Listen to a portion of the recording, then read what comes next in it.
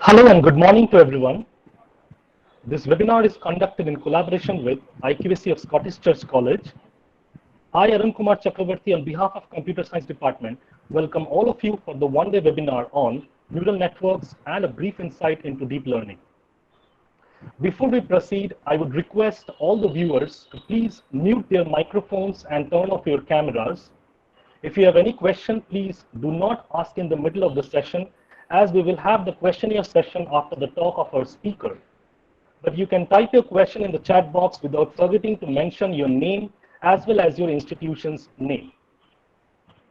For today's session, we have with us our Principal Madam, Dr. Arpita Mukerji, Vice Principal Sir, Dr. Supratim Das, IQAC Coordinator, Dr. Shamrat Bhattacharjee, and our distinguished speaker, Dr. Amlan Chakrabarti. Now I'd request our Principal Madam to say a few words. Dr. Amlan Chakrabarti, Professor and Director, A.K. Choudhury School of IT, University of Calcutta. Vice Principal, Dr. Supratim Das, the IQAC Coordinator of our college, Dr. Shamrat Bhattacharjee. Participants from other institutions, dear colleagues and my dear students. I welcome you all to this webinar on neural network and a brief insight into deep learning, organized by the Department of Computer Science, Scottish Church College. I extend a special welcome to Dr. Chakrabarti, our speaker, and I also take this opportunity to thank him for sparing time from his busy schedule to share his expertise on the topic with us. Neural networks are basically a set of algorithms modeled loosely after the human brain that are designed to recognize patterns. They help us cluster and classify. They help to group unlabeled data according to similarities among the example inputs, and they classify data when they have a labeled data set to train on. Deep learning is the name we use for stacked neural networks.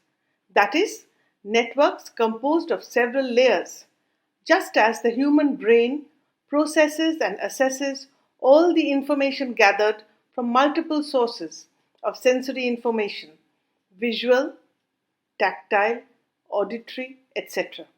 An artificial neural network functions like the human brain as an information processing system that can solve specific problems related to a wide range of issues. It will be very interesting to learn in greater detail about how the computer carries out these tasks. I appreciate the initiative of the Department of Computer Science to arrange a webinar on such a fascinating topic. I also hope that this webinar will inspire some of our participants to delve further into the subject.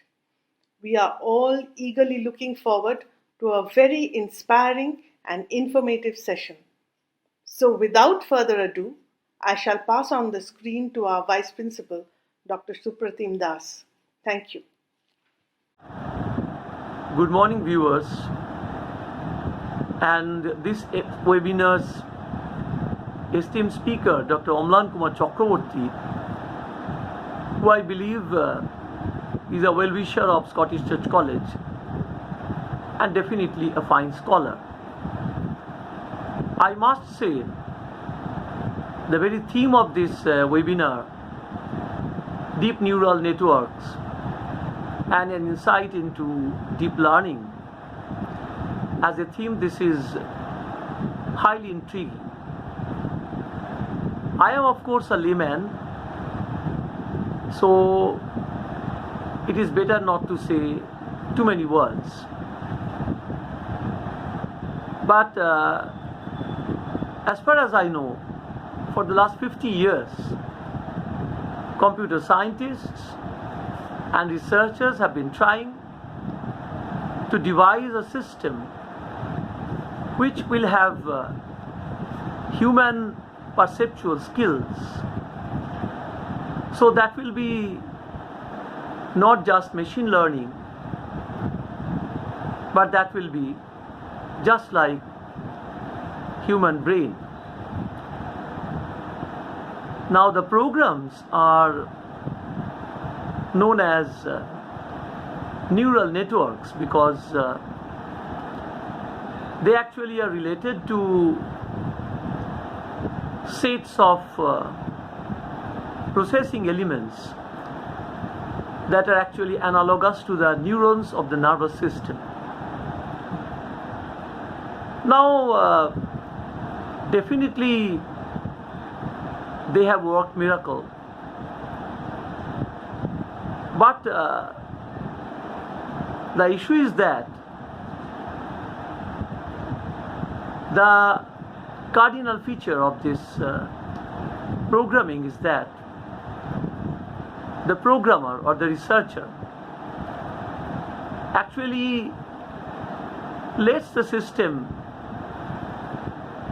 be exposed to thousands of examples, and when the training is completed, we see that the machine learns a set of things. The machine knows too many things, but how, that we do not know. This is very intimate to our own experience because I can also understand speeches, I can also recognize faces, but I do not know. How do I do it? So an immense space of neural networks remains to be explored by the scientists. When a machine distinguishes a camel from a rat or a cat from the canis, it is a marvel. But we know that even a toddler can do the same without any training. So the researchers have miles to go. I wish this webinar a grand success. Thank you.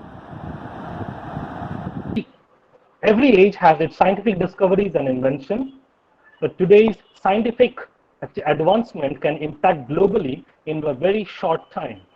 Such is the progress made in the field of artificial intelligence. Such is the progress made in the field of artificial intelligence, or AI. AI in simple terms is machines and computers learning, thinking, and doing what human intelligence does. It seems as if not a week goes by in which the artificial intelligence concepts of deep learning and neural networks make it into media headlines, either due to an exciting new use case or in an opinion piece speculating whether such rapid advances in AI will eventually replace the majority of human labor. Deep learning has improved speech recognition, genomic sequencing, and visual object recognition, among many other areas. The first step towards artificial neural networks came in 1943 when Warren McCulloch, a neurophysiologist, and a young mathematician, Walter Pitts, wrote a paper on how neurons might work. They modeled a simple neural network with electrical circuits. An artificial neural network is a computer system that has the ability to learn how to perform tasks without any task-specific programming. The term neural network comes from the structure of a biological's brain's own neural network so that computers could perform specific tasks. Deep learning is a method of learning that occurs when computer systems learn how to recognize patterns and classify things using raw, unlabeled data instead of task-specific algorithms of standard neural networks that rely solely on supervised learning. I know all of you are excited to know these concepts in depth, so I would now request our head of the department, Nivedita Saha, to please introduce us to our distinguished speaker, Dr. Amlan Chakrabarti. Good morning to our respected principal ma'am, vice principal sir, IQAC coordinator, our honorable speaker, Dr. Amlan Chakrabarti, my colleagues, and to all the participants who have joined us here this morning. It is indeed my privilege to welcome Dr. Chakrabarti to this webinar conducted by the Department of Computer Science, Scottish Church College. First of all, I'm very happy to announce that we have received an overwhelming response from a number of students and teachers from various institutions all across India, including a number of working professionals too from several organizations. So introducing to all the participants, Amlan Chakrabarti is a full professor in the A.K. Choudhury School of Information Technology at the University of Calcutta. He was a Post-Doctoral Fellow at the School of Engineering, Princeton University, USA during 2011 and 12. He has almost 20 years of experience in engineering education and research. He is the recipient of DST BOYSCAST Fellowship Award in Engineering Science 2011, Indian National Science Academy INSA Visiting Faculty Fellowship 2014, JSPS Invitation Research Award 2016, Erasmus Mundus Leaders Award 2017, Hamid Visiting Professorship from University of Cambridge, UK 2018, and Shiksha Ratna Award by Department of Higher Education, Government of West Bengal in 2018. He has also served in various capacities in various higher education organizations, both at national and international levels. He has published around 150 research papers in refereed journals and conferences and has graduated 12 PhD students.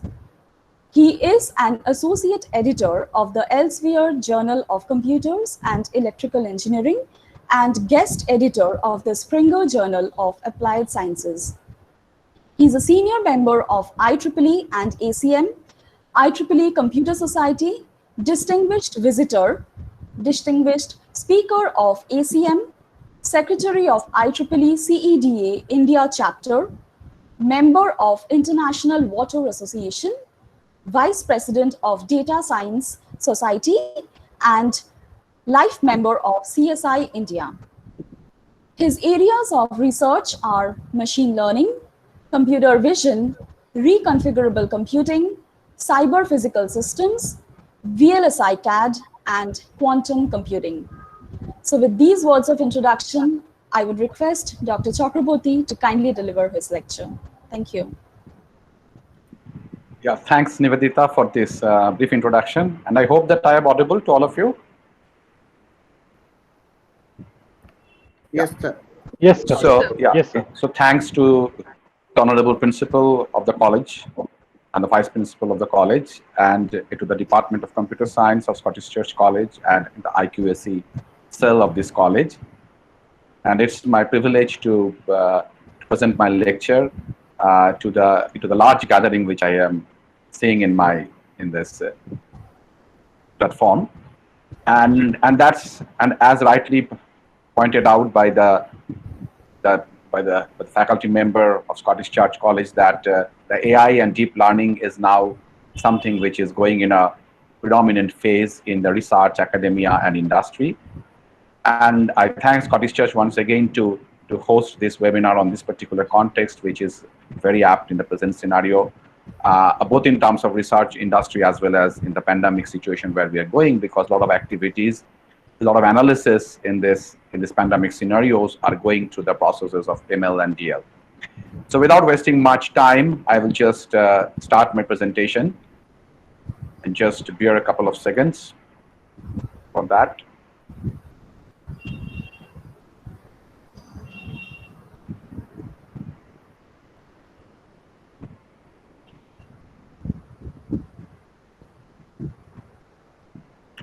Okay.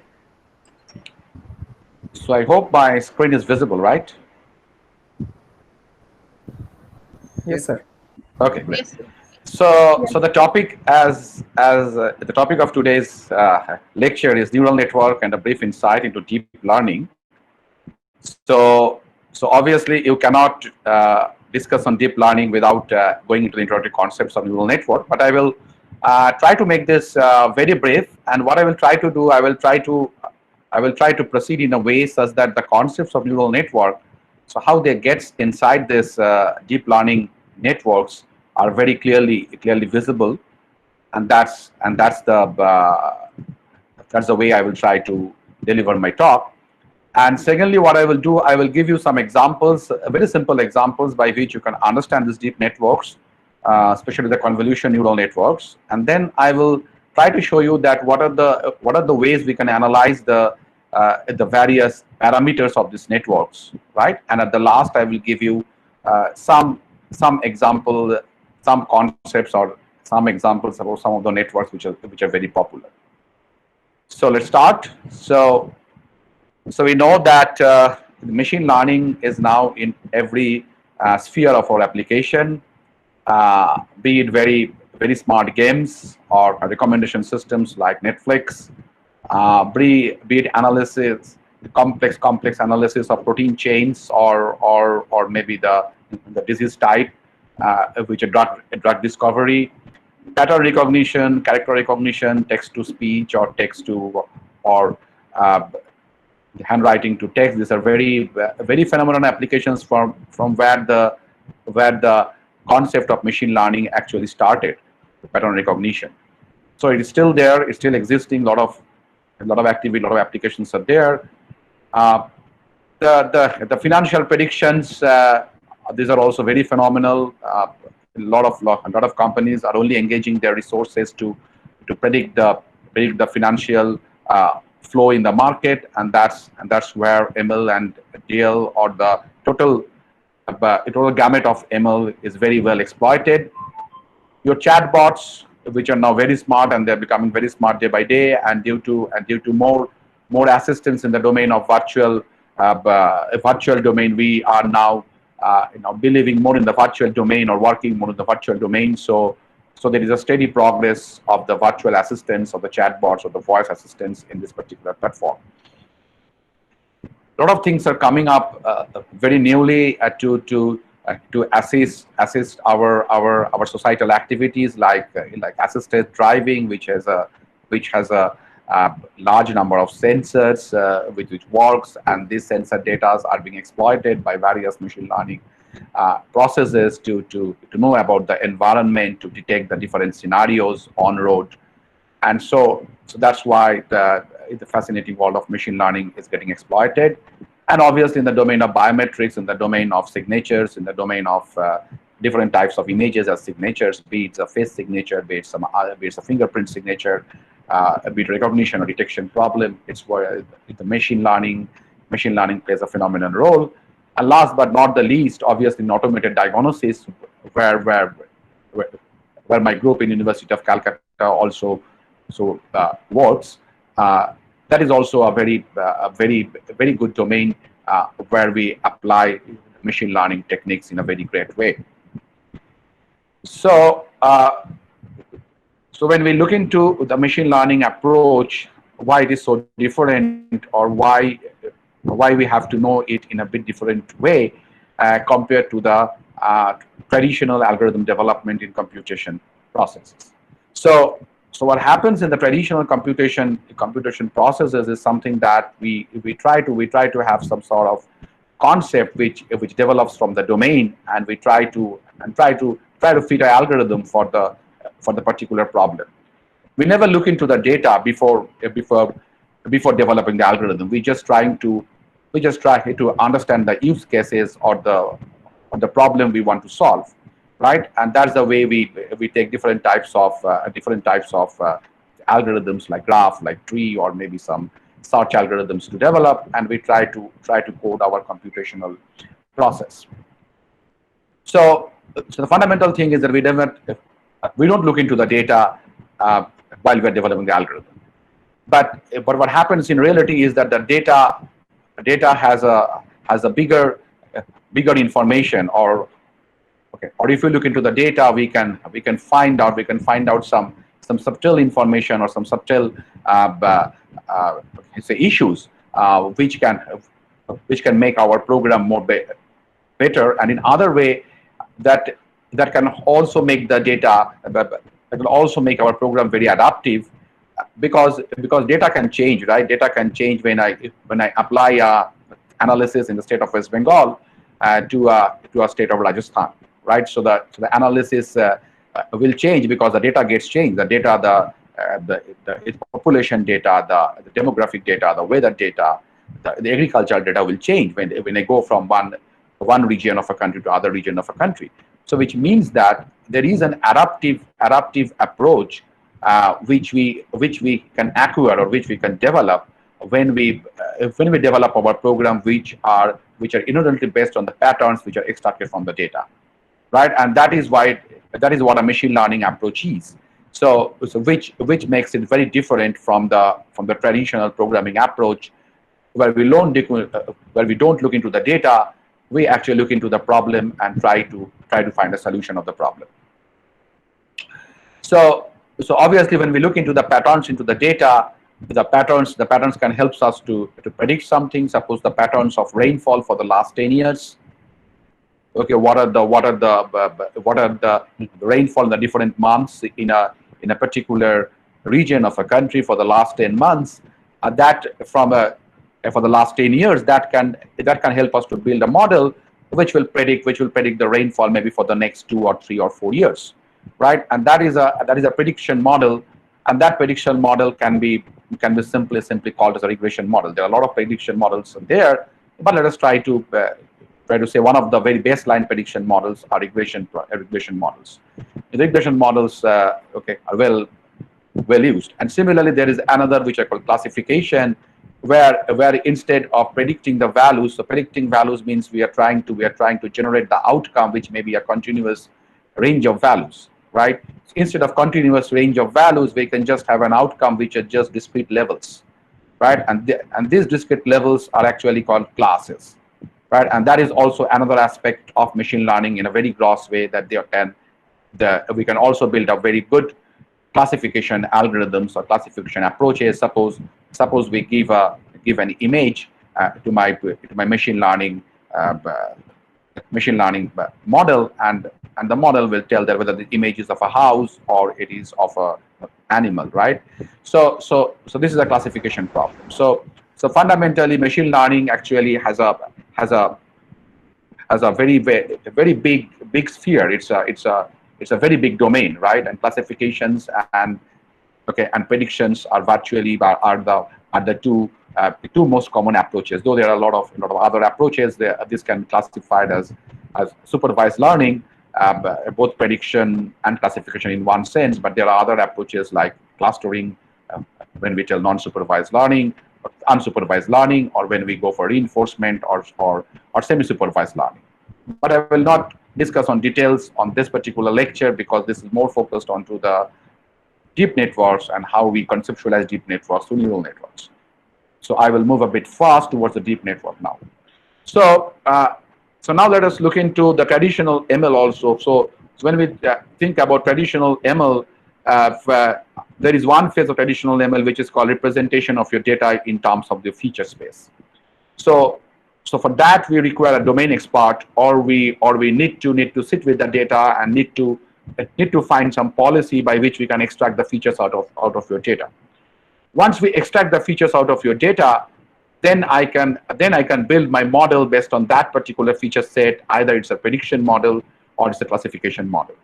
So what actually means is that the traditional ML algorithms in those algorithms we have to heavily depend on some sort of domain knowledge by which we generate the feature space, right? And the correct example what I gave is that logistic regression is basically a classifier. Okay, that means it's a very commonly it's a binary classifier which classifies the data either in class 0 or class 1. Very simply, we can tell that if I pass an image, it will tell that if I pass an image of a cancerous tissue or a cancerous node in my lung, okay, it will that means a node in my lung or a tissue, it will classify it whether it is a cancerous or benign, which means it's a binary classifier. But in order to do this, first of all, what you have to know, you have to sit with a doctor, right? You have to when we try to analyze an image, you cannot just pass the image to a classifier, and the classifier will automatically classify. No, it is not like that. What you need to do, you need to actually sit with a doctor who is a domain expert, and the doctor will tell you that, hey, look, that these are the features which you need to look into, right? If this feature exists, then we tell that this is a cancerous tissue or a cancerous cell. If this feature doesn't exist, this is not a cancer, this is a benign. So you look that here here the logistic regression cannot do anything, right, unless you generate the feature space, right? And the feature space generation itself requires a type of domain knowledge, okay, or domain expertise. Okay, so that's what is traditional ML does. Provided you have a very good feature space developed, okay, you can really have a good ML outcome. But there are challenges. Challenges is that means you cannot find domain experts, okay, in many of the cases, right? So what the domain expert does, domain experts actually labels the data, right? For your data, what you have, they labels the data that they tell that, hey, this is that means in my observation this is a cancerous cell, in my observation this is a benign cell. So this labeling, this label data is now used to train your system and to develop a classifier, very good classifier. So that's the process we need to do. But there are limitations of the process. That means that you might not find an expert, expert of the domain, okay, who can label the data, okay, large amount of data. It's not a small amount of data, because to build a classifier which is quite good, you require a large amount of label data. Secondly, what you require is that you need to know that what are the features based on which you can develop the ML system. Okay, so understanding of feature is a very complex scenario, and it becomes a very complex scenario when the data is complex itself. So that's why it's also called the handcrafted features in the domain of machine learning. So you try to extract the features in some way, and then try to build the feature space on which the ML algorithm actually works. So these are the difficulties in building the feature space, extracting the features, and also finding the domain knowledge by which you can analyze which are the good features, which are the bad features. Becomes a really a problematic work in many of your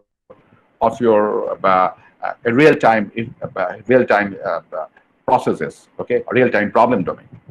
So that's why what we try to move along is we to try to develop whether there is any way out of this, whether we can actually have a sort of process where the features are automatically extracted, okay, by some process, and then your classifier or predictor can work, right? And that's what we are moving towards, the deep learning networks or deep learning models. So why learning of features is very difficult. That's what's being described in this particular slide. What we try to see that the representations of the feature is the complex in a real domain, like if you want to extract the features of a whale in a very disturbed scenario, okay, it's very difficult to get the features of a whale and then to detect what is a car or not, right? So the shape features, the texture features, the size features of the objects are not very so easy in many of the cases to extract in a pretty good form. So what do we move into? As I told, move into a sort of a representation learning. So what it does is that, first of all, the feature space, what is being generated in the traditional ML with some special effort, right, with some special human effort or handcrafted efforts, that is not required in the DL, right? In the case of DL actually learns by its own. So DL learns the features in a particular methodology, which is a neural network based methodology, and that methodology gives enough opportunity to your algorithm to learn the feature on its own. And provided it learns the feature on its own, then it can pass the features to the classifier or predictor, so that the outcome can be well accurate, right? And that's what's the entire game of deep learning is. So you have to remember that only what you need to feed is the raw data in a deep learning system, in a deep learning machine, and the features will be extracted automatically, which will be seamlessly coupled with your classifier or predictor, and the outcome will come. That means what it means that it's a so easy process. The DL is a very easy process. No, obviously not, because when I tell that the features to extract will be done automatically, it means that you require a good good number of data set to offer, right? Because otherwise, because the features what is extracted is based on your data set what you supply. So if you supply that means a small data set compared to the large data available in the domain, then my system will abstract only a few features because the features which are available in the other data is not being supplied. So what happens that that means if you really want to test the system with the different data patterns in your domain, the system may fail because the system was not developed by exposing your system to a large amount of data. So those are the limitations, and also the amount of resource you require to run that means to perform a deep learning model is obviously quite a large compared to the traditional machine learning models, right? Due to its inherent deep network strategy, right? But you can do some little bit trick to reduce this particular resource requirement of deep learning, and I will show a bit on that. That is, I will let you know on this also. Okay, so let's move directly into deep learning, and that's what the diving deep to learn, right? So as I told that the features are automatically extracted in the domain of deep learning. So what I mean to say that there is a process of extracting the features. So we know the features can be very complex, right? For example, what I try to show here is that means if you give me an image of faces, okay, so the way I can actually move upon is something like that. That means first of all we will have some region, some edges which will be detected in the face because there are so many edges in the face. B is the lips, B is the edges of the nose, be the ear, the eyes, and all these things. So provided we develop the edge features, right? Then we go higher up in the next layer. In the next layer, but we try to find whether there is a spatial correlation between these edge features, and the spatial correlation between the edge features will define the regions, the distinct regions of the image of the face, like the lip region, the nose region, the eye region. Now then we go one level higher. Okay, provided we find a set of regions in a particular spatial boundary, can we tell that okay, this is a face region? So you see the abstraction or the process. What we are searching in each level is different, but ultimately we are leading to the topmost abstraction what we try to get from the data. So features are extracted in one layer, and these features are again concatenated in the higher layer to generate the next level features, right? And these go on and go on and go on, and that depends that what is the complexity of feature extraction in your network, and based on that you go on adding up the feature extraction layers in your network, and that's why the network becomes deep.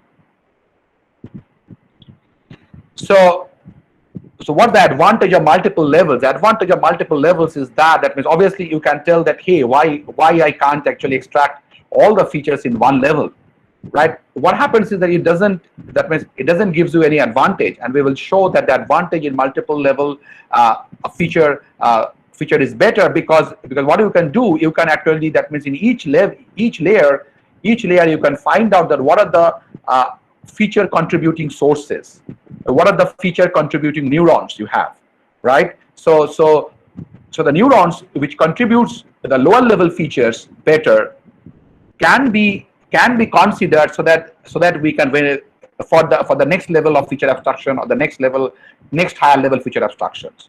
The neurons which are not contributing the lower level features, right?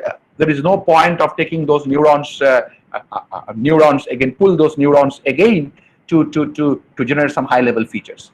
So you see that this level wise representation of features or what I can say feature maps in the multiple levels actually gives you a better way of computation and reduces the data with which you want to work, and also it converges to the features much faster than if you just take take all of them together. So that's what that means. It concentrates or it tries to amplify in each of the layers, because you are only selecting those nodes in your network which are contributing to your features, and you are just trying to pull those nodes in the hierarchy, right? And that suppression and amplification of features helps to develop a very quality feature space, as well as reduces the computation time to a great extent. So now if you look into the three paradigms of AI, that means the classical AI, all these are AI. Obviously, the deep learning is also an artificial intelligence, right? It is a subset of artificial intelligence. So a traditional AI is most a rule-based system, which is basically defined by the logic, right? You have some annotations in the logic level by which you have this conjunctive and disjunctive operations to define that what needs to be done, okay, in the conditions, and conditions can be defined by some logic expression, right? Which is actually traditional or rule-based AI. In the case of classical machine learning, we instead of developing the logic on its own, we try to look into the data, right? And we try to extract the features, right? And then we try to generate an outcome based on those features, which is actually mapping from a feature space to the outcome space, right? And which is actually built by the data itself. But the features, if you see here, the features are basically hand designed or handcrafted. What happens in the case of representation learning? Okay, that means which is obviously in the space of deep learning. What we try to do, we try to actually abstract the features, or we try to generate a representation of the features from the data by the system itself. Okay, it's not handcrafted, right? And then the features gets mapped. Now what happens in the true case of deep learning, though representation learning is a preliminary form of deep learning, but what true deep learning tells you, as the term deep imbibes, that there should be something deep. So what is deep? I will just come to this very soon. But let's try to understand that what deep learning tells you, that instead of extracting features in a single layer, okay, try to do it in multiple layers, and that actually works better, as I just told you, because it actually selectively. That means it does a feature selection very efficiently. That means as in traditional machine learning, we know that your classifier or predictor, what you're working, you can work with a very good classifier or predictor, but if your feature set is not proper, then your classifier or predictor will not give you a good outcome. So the feature set, the selection of feature set or the abstraction of features is so important to have a good outcome in the machine learning domain. So if you do it in a multi-layer way, in a deep network strategy, it gives you very clear, crystal clear features which comes of the outcome, and that crystal clear features will surely lead you to a better outcome compared to a simple one layer of feature representation, right? And that's what is deep learning. So when we tell the term deep learning, there is a deep there's a term which is the word deep comes into the picture. So the word deep is basically in two dimensions. First dimension is obviously it's a deep network, right? And what is a network and what is a deep network? It will be very clear once I proceed. But just to make you understand, the deep network means that it will consist of several layers, as I have already introduced. Okay, it consists of several hierarchical layers, and that makes the network very deep. Secondly, also it can extract very deep features, right? So the features which are pretty complex, okay, which is not very simple to abstract, which I call deep features, right? They can also be very, very well abstracted through this network, through this hierarchical approach of deep networks, right? And that's and that's why the deep learning. So the learning process itself is a deep means that it can learn deep features, okay, very complex features. So these two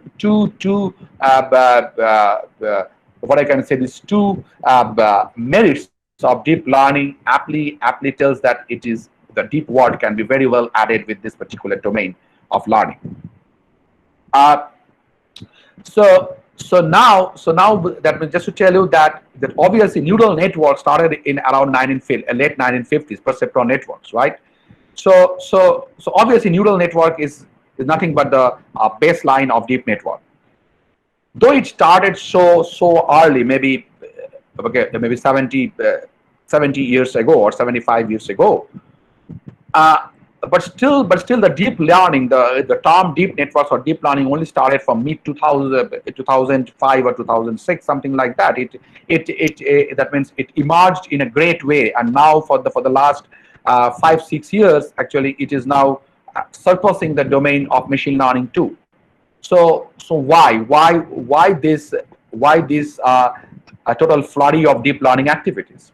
The flurry of deep learning activities has been supported by the ecosystem too. So the ecosystem actually is a big data ecosystem which supplies you enough amount of data so that you can train this deep networks, right? And we have servers, we have cloud where we can, and there's a huge amount of data is generated also. So different types of applications and services we are trying to get engaged, and due to that we have a lot of data being generated, be in the IT space, be in the finance space, be in the retail space. Okay, you have a lot amount of data is being generated, and that data can be very well used to develop very efficient deep learning models. Secondly, obviously there is a hardware, there is a system infrastructure which is built up, right? And when we look into this particular network, so the operations, what happens in the network, we will see that these operations are basically matrix operations or vector operations. So we require efficient hardwares which can process this type of data, this type of functions, and GPU, which is nothing but a little bit advanced form of SIMD architecture, that is a single instruction multiple data architecture, that actually enhances concurrency in the data space, right? Concurrency in the data space, and that actually that makes you so as the execution of this deep learning architectures in terms of parallelizing in the massive data in the data space is becoming so popular. And that's why GPU, not only GPU, presently we also have TPU, which is a contribution of Google, and we have the direct tensor processing units now, and that actually favors the growth of deep learning to the machine learning practitioners in a great way.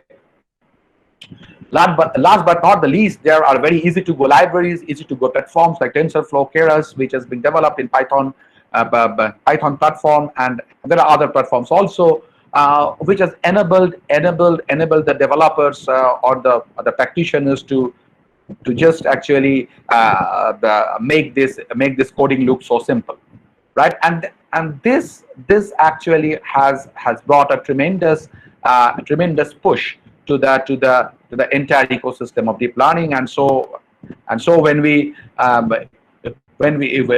just speak with a student today, maybe an undergraduate student, maybe in the second year student, okay, so he or she speaks that, sir, that means I want to run a deep network. So that's so amazing now, because we after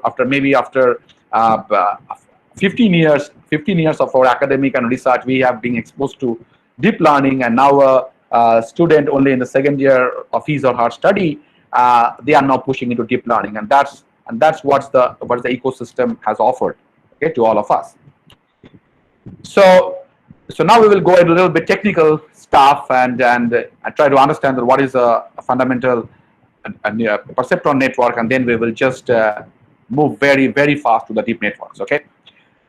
So this is what is a perceptron network. That means I know that all of you know this, but just to have a precursor of understanding, I'm just stating this.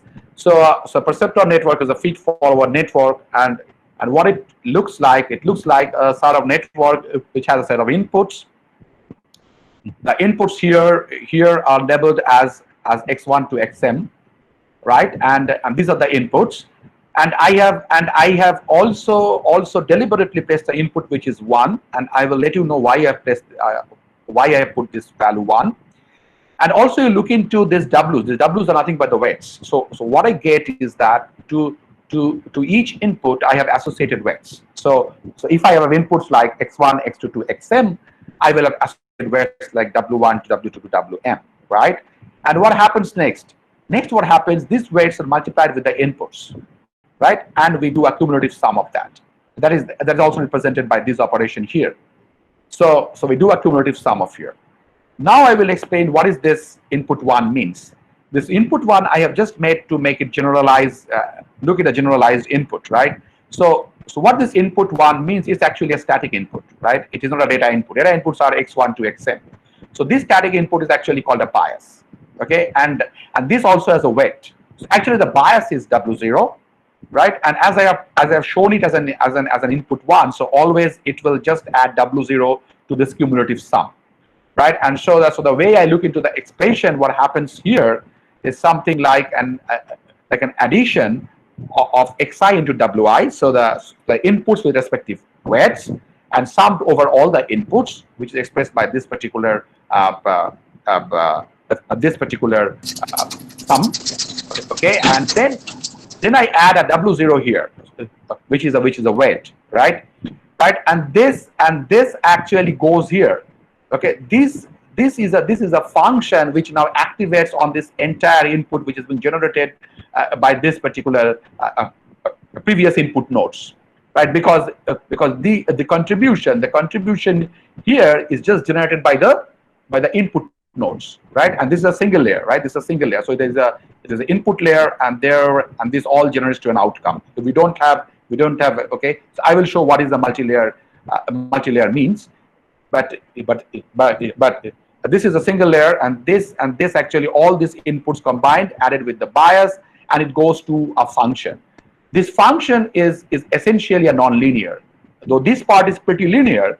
This part is pretty linear, which can, those of you know regression, this pretty well represents a regression equation.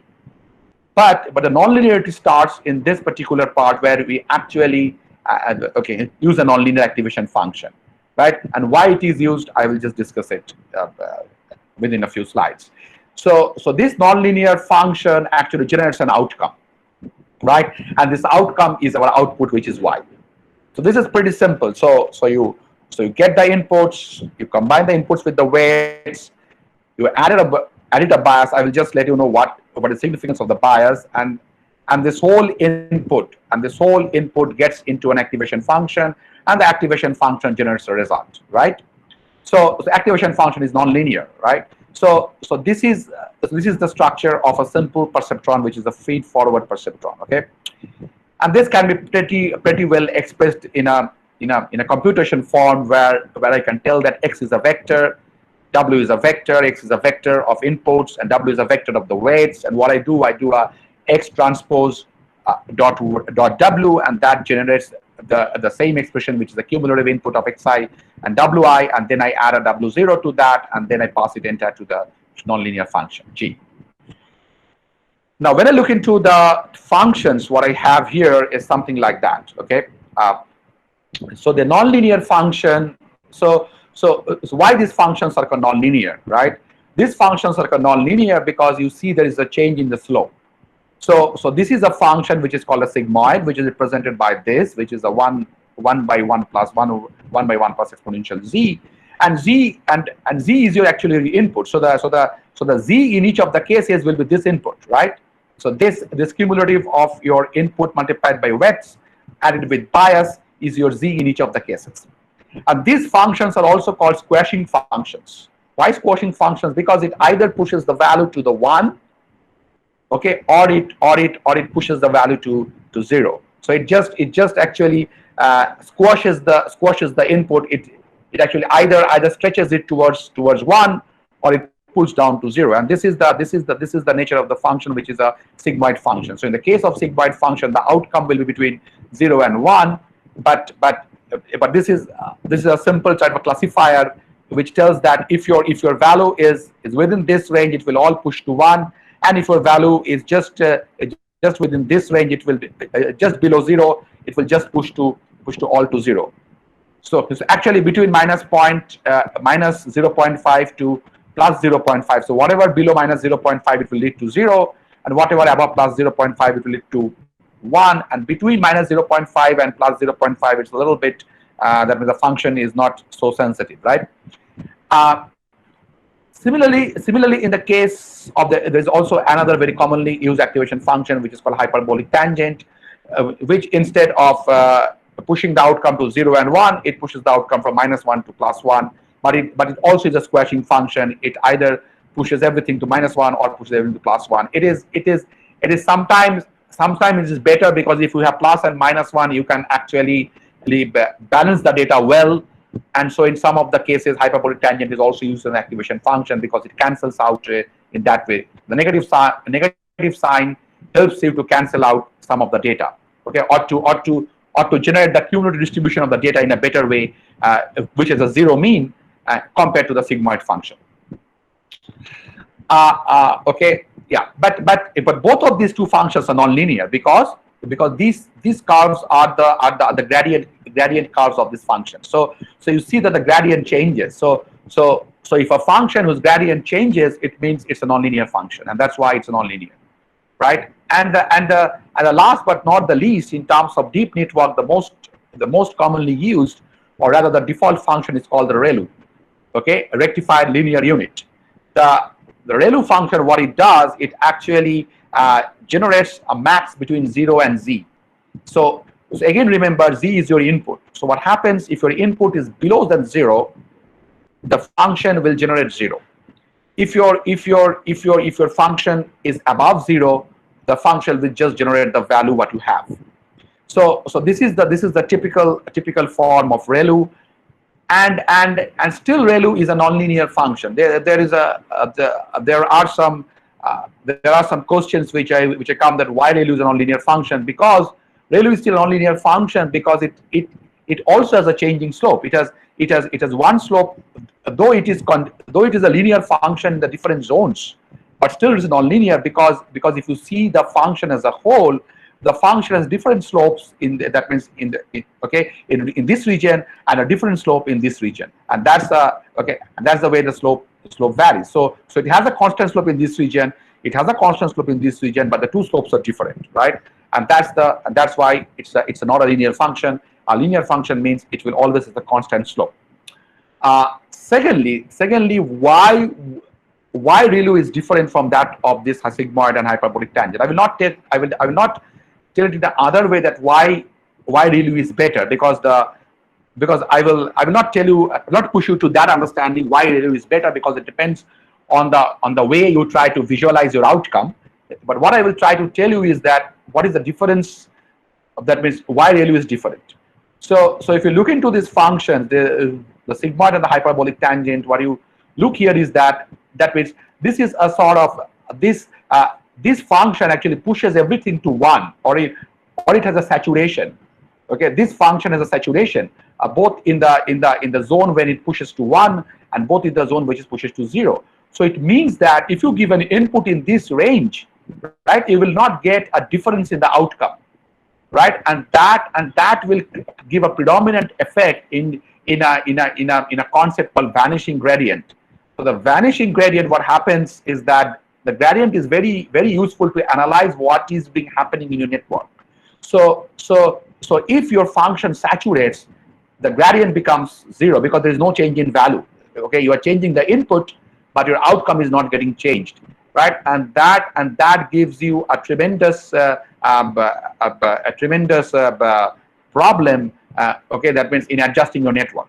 Vis-a-vis, ReLU doesn't have that problem, right? In the space where it is greater than 0, it doesn't have a problem, because always when you change the input, okay, you will have a difference in the output. You change the input, you make the input here, your output is this. You make the input here, your output is this. So always you will get a gradient which is fine. Secondly, the computation of ReLU is pretty simple, right? Computation of ReLU is just a comparison, whether your input is greater than 0 or less than 0. If your input is less than 0, it's 0. If your input is greater than 0, it's the input what you have given. This is the computation what you have in the sigmoid and hyperbolic tangent is pretty complex. You have to do some exponential function. You have to do some approximation in the series domain. Either you do a series assumption, or you use a sort of lookup table to convert what value you need to, that means what value you need to generate as an outcome, because the function is like this, right? So these are the important aspects that why ReLU is preferred in many of the cases, especially in the case of deep learning. ReLU is normally the default in many of the networks. Okay. Oh, that means I missed something. That means there is something called leaky ReLU also. I didn't have the plot, but you can just see the references. There is something called leaky ReLU. So what happens in the ReLU has a vanishing gradient problem when it goes below 0. So just to take it, there is a standard way of leaky ReLU where below 0 also there is a slope. Below 0 also there is a slope, but the slope is not so high as this. So they give a slope factor as 0.001 or 0.01 just to make the value actually very small. So the variation is very small, but still it gives some amount of variation when the value is negative. So that is called a leaky ReLU, but I don't have the plot to show that, just to reduce the time in my presentation. Okay. So now why linear function is so, that is why nonlinear function is so important, because linear function is essentially a particular regression, okay, a particular linear regression, and you know that the actual classification problem is mostly nonlinear. So you cannot partition the two classes in a linear domain, right? And also in terms of controlling the system. Okay, a linear means that you have the same variation across the system. Whatever you give the input, your change in delta, that means your change in delta y corresponding to delta x is same, and that's the difficulty in the linear analysis. A nonlinear analysis gives you a better scope of training because the change in delta y corresponding to delta x. Delta x here is obviously x1, x2, x3, x4. It's actually delta. It's a partial derivative, but let's try to make it very simple. So delta x for delta y, that means your delta y will be different for different delta x. Okay, that means in different regions. Okay, in different regions of your x-axis. So in different regions of your x-axis, your delta x delta y ratio will be different. So that gives you a more way to understand your data variables, your varieties in your data, okay, that means and train your system accordingly. And both it is in the problem domain as well as in the domain of making your network better for the data. Your nonlinear outcome is more preferred, right? And that is what is represented here. That that means most of the problems are the nonlinear domain. And obviously nonlinear domain also helps you to train the network in a better way. So once we have understanding of the of a simple perceptron node or a perceptron network, then we can build upon this and we can go into the multi-layer perceptron. What I have done here is that so your outcome was, so previously it was something like this. Your inputs were here and it all converged to your outcome where you applied the cumulative function and your activation layer. Instead of that, we are putting one layer here, which is a hidden layer, right? And this hidden layer, what it does the same thing. It just the first layer operation, which is cumulative function of all these inputs, like this, okay, adding up a bias in this particular layer, right? And in the next phase, what it does, these nodes, which are the hidden layer for the input nodes, becomes the input nodes for the outcome layer. And this output layer accepts these as the inputs now, and it again combines them with the corresponding weights and the inputs coming from the Z layers, and there will be again a bias in this layer, which is defined by W0I suffix 2, right? And it's a prefix 2. Sorry, and so this will ultimately go to the activation layer, which is working in the outcome. Where you put the activation layer, that means in your hand. You can put an activation layer here also to stop some of the outcomes, but to make it simple, I'm just putting the activation layer at the outcome, and this hidden layer contribution, which has been generated by the input layers, will ultimately pass to the hidden layers and will ultimately go to the outcome, and will ultimately generate the outcome through some activation of some nonlinear function. And that's what it actually generates y1 kappa or y2 kappa. Okay, so this is what is a multi-layer perceptron is, right? And that's we can go on building this network on and on. So now I will not waste much time here, okay, on the roles of weights and biases, but just to make you understand that obviously now you know that that means actually input data is what your X. You don't have any handle on that. What you have the handle in terms of parameters of a network is what are the weights you put and what are the bias you choose, right? And that's the way you have to adjust your network here based on your training data set. Like this, you generate an error. Okay, that means instead of 0, your network generated 0.8. So you have an error. You estimate that error. You adjust your weights. You tune the network, and it might not be done in one iteration of your training data. You may have to do several iterations of your training data, and there are standard techniques of estimating this error by different type of functions, and then reducing the error by the standard optimization techniques like gradient descents. Okay, I'm not getting into those due to the limitation of time, but those are very standard techniques. So there are standard techniques by which, by running this training data over and over again on the neural network, what you have initiated that, okay, so initially you can just start with the random weights of your nodes, right? And then you can go on running the training data and go using very well estimating your errors, and then driving the back propagation and using the gradient descent to rectify the weights and to come to a weight combination which gives you a very low error. In terms of biases, you know that what bias function is. So the bias added with your cumulative sum of your inputs goes to an activation layer. So it means that with the bias you can actually switch that from where the activation function will start working. Means if your bias is 0, the activation function will just start working with your inputs only.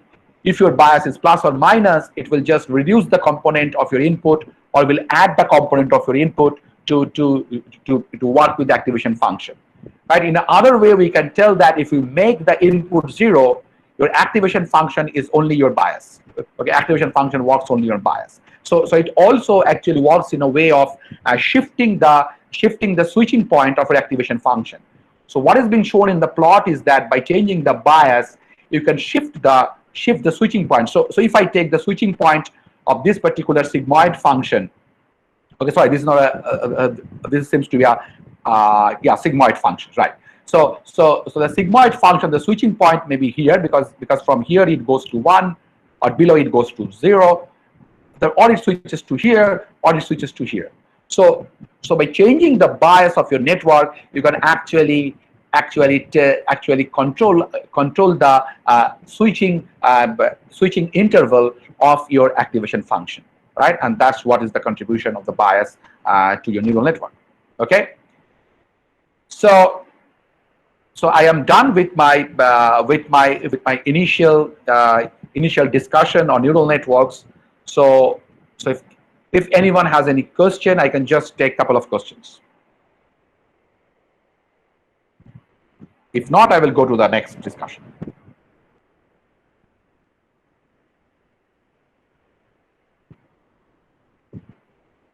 Okay, I am not seeing the chat window, so if you have any questions, you can just open your microphone and you can go. Participants, you may unmute yourself and ask any question if you want.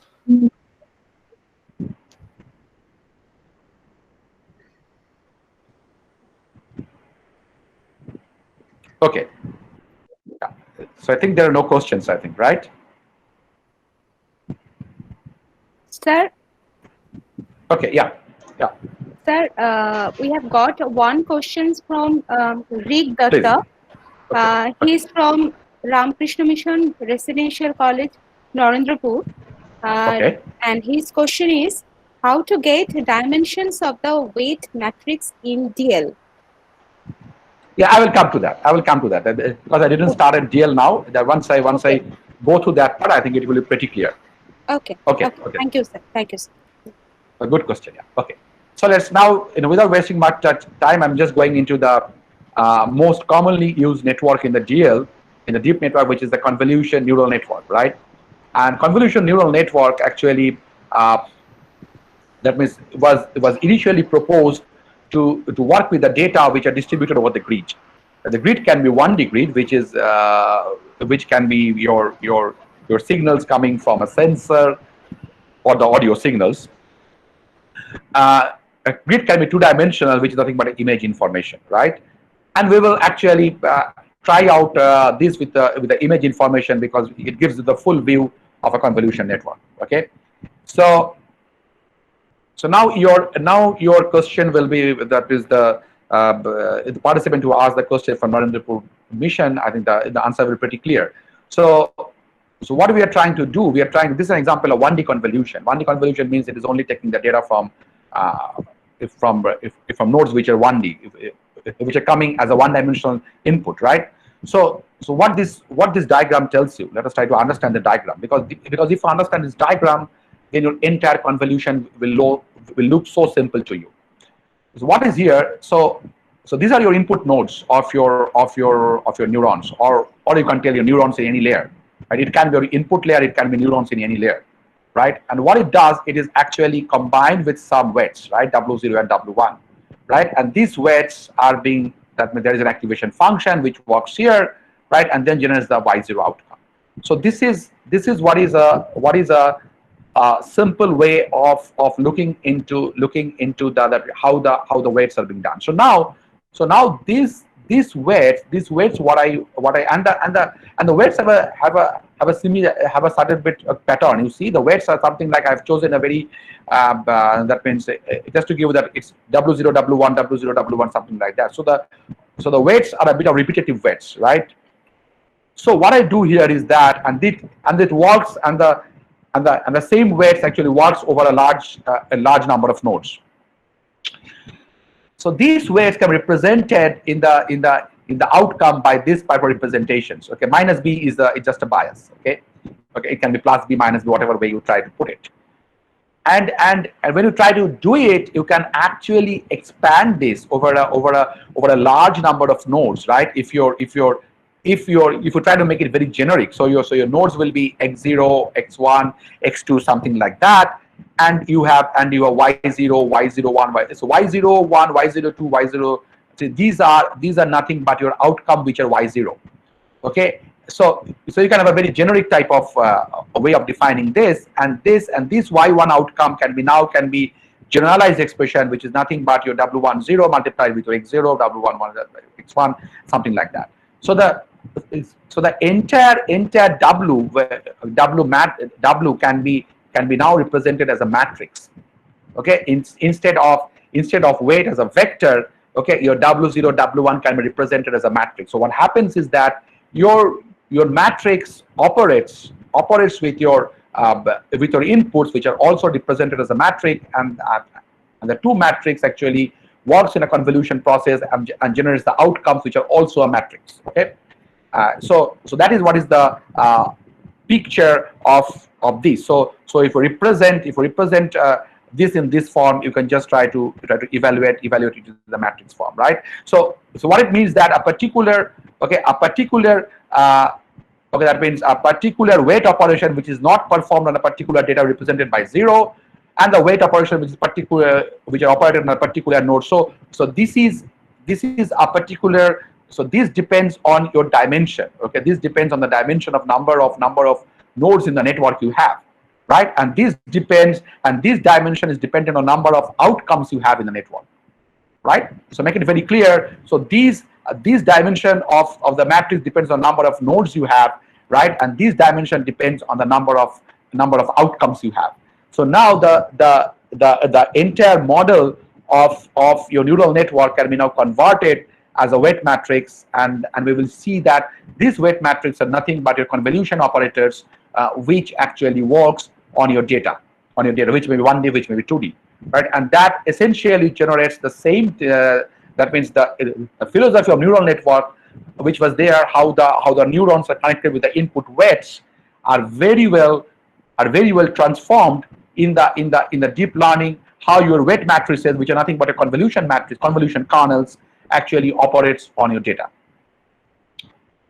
yeah, so there I actually put a question, but I will go forward. So now let us try to understand the convolution neural network with a toy example. Okay, and I will try to come back to a neural network part once again. So a toy example is that a pattern classification problem. Okay, I have two patterns. One is the pattern X, one is the pattern O, and I pass an image. I pass the X pattern or the O pattern in a form of a simple binary image. So the problem is something like this. So the binary image means the X pattern will be highlighted by the white white pixels, and the O pattern will be highlighted by the white pixels. So depending on the pattern of the white pixel as a whole, or the pattern as a O pixel as a white pixel as a whole, we can determine that whether it is an X and O. So the problem is pretty simple if we just look the problem like this, right? Now let us make the problem a little bit complex. So the problem, what I try to do here is that I try to modify the X into different orientations, right? And similarly the O, in terms of translation, in terms of scaling, in terms of rotation, in terms of weight, right? And what I find is that if I do this, actually both the patterns which is X and which is X rotated are different patterns in terms of just simple pattern. That means simple pattern comparison, because it will have different values in different pixels compared to this when I compare this pattern and this pattern, right? And that exactly happens. So to make it simple, what I do is that the black pixels are marked as -1 and the white pixels are marked as +1, right? And this is what it looks like the pattern which is X, and this is it looks like a pattern which is rotated X.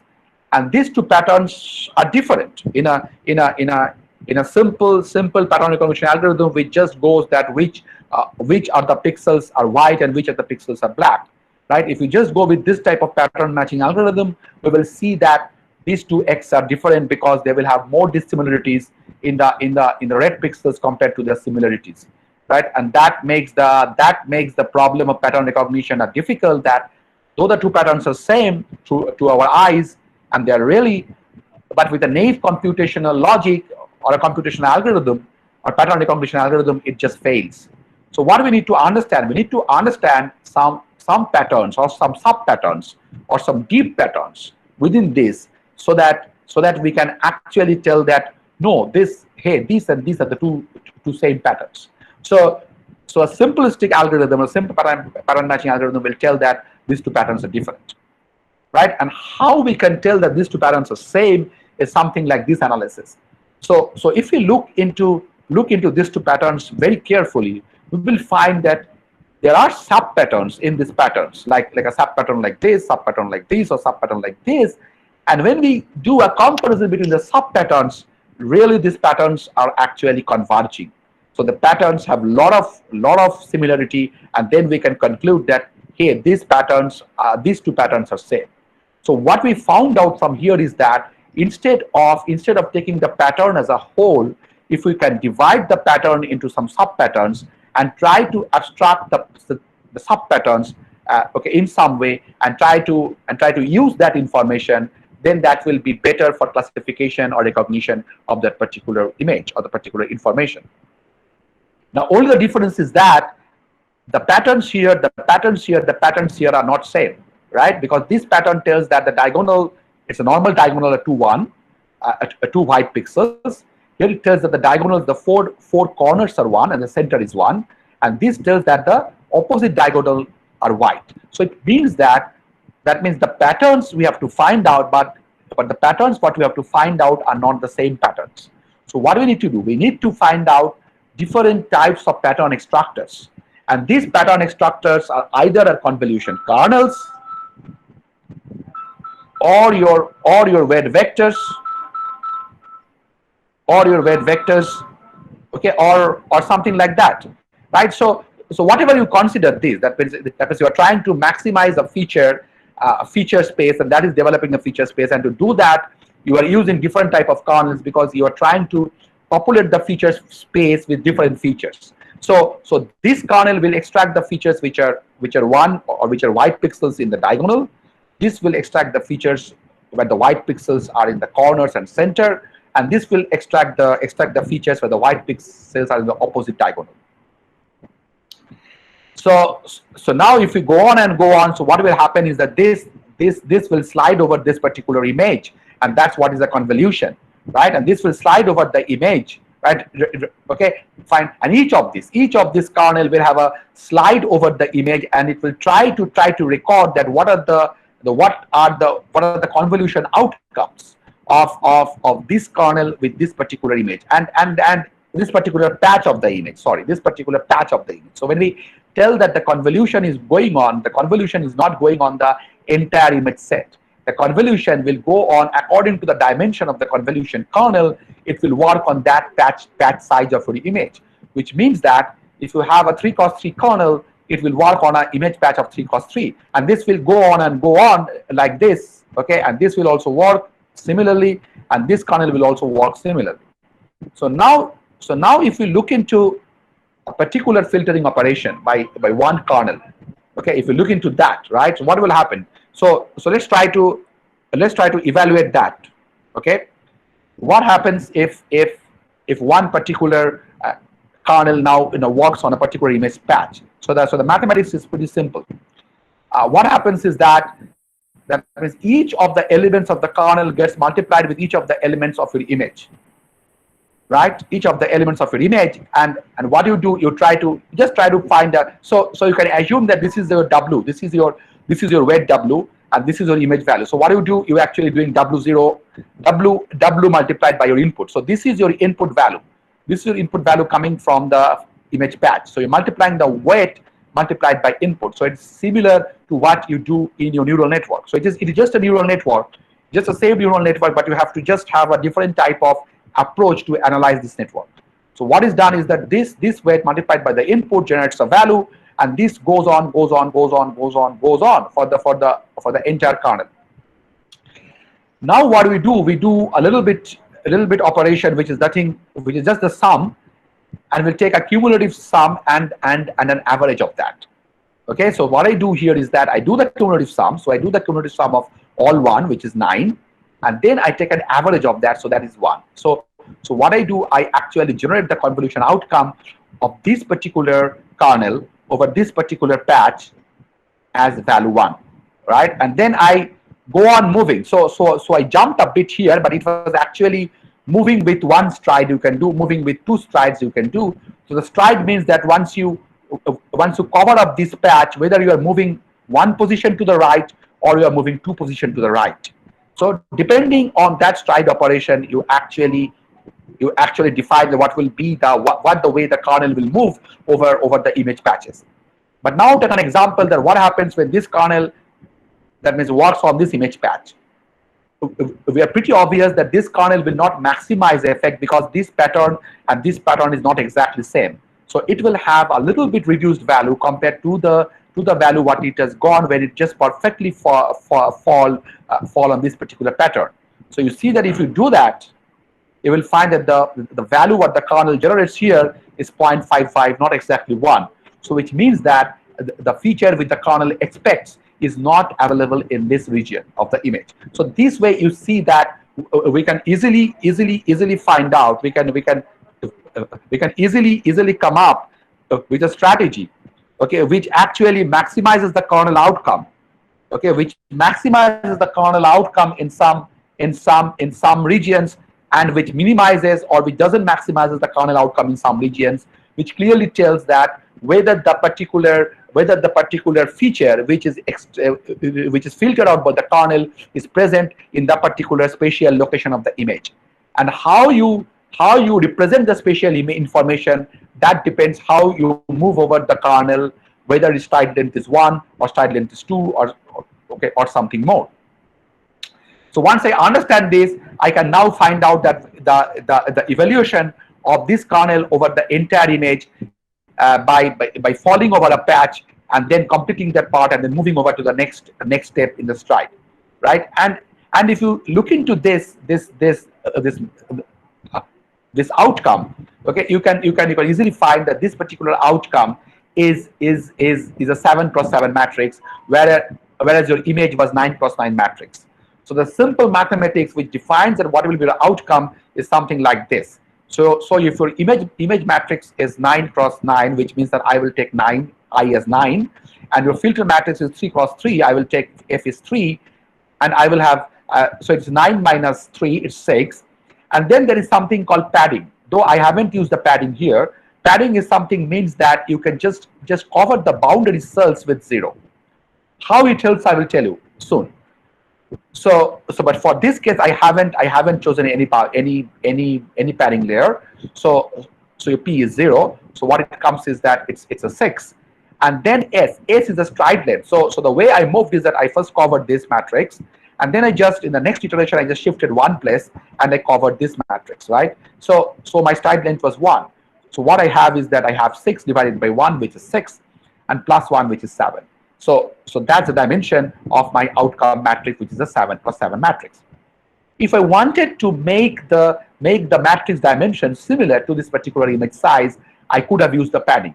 So if I just put one layer of padding, or if I just put that one more boundary layer, which are all 0, I could have made P as 1. And if I would have made P1, this would have been 8, and this would have been 8 plus 1, which is 9.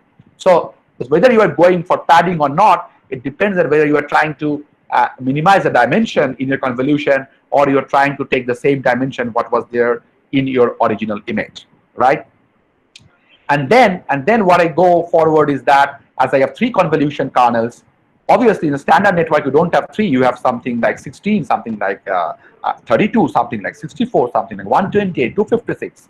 All this number of kernels are there, right? But for the toy example, as I had 3 convolution kernels, each of the kernel will generate 3 outcomes, right? And these 3 outcomes will be your ultimate outcome of your first convolution layer, right? And you are done with the first convolution layer of your image. And I hope you understood this, what I have tried to say, right?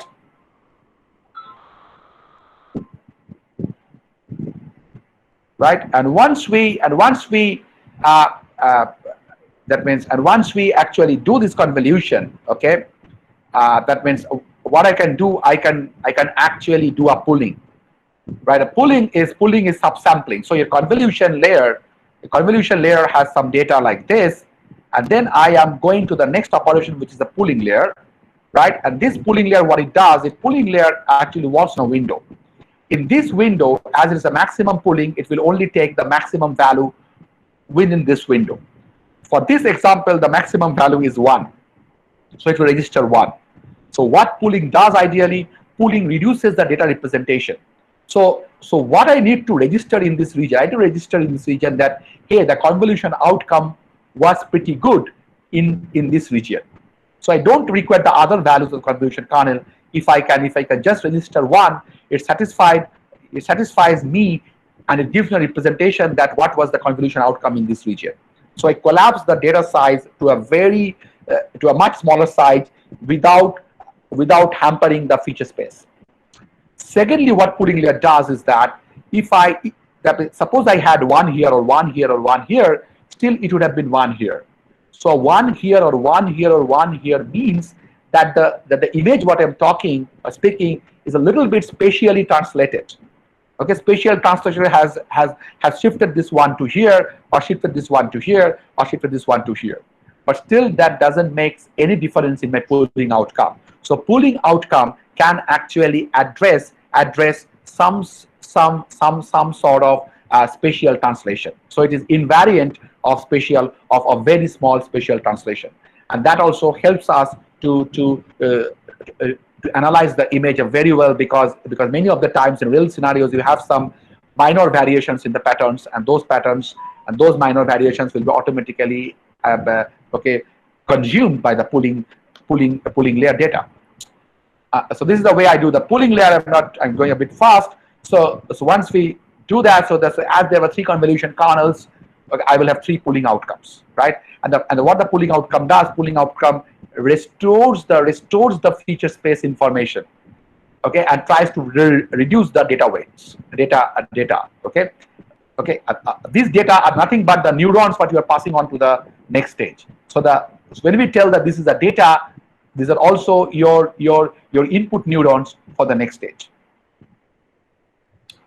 And then the normalization or the firing. So so the firing of the so normalization, as I told, that it is a ReLU is the common way of normalization.